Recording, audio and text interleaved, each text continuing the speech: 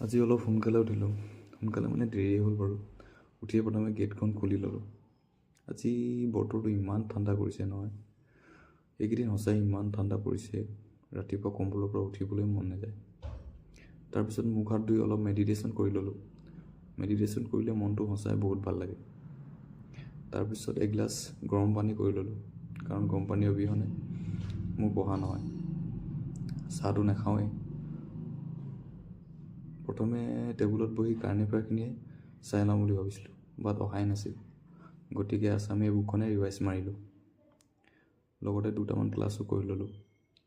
বেংকত চাকৰি এৰি এতিয়া এনেকৈ বহি থাকিব লগা হৈছে দিনৰ দিনটো। অলপ পাছত ইমান ভোক লাগিল নহয়, একোৱে খোৱা নাছিলোঁ।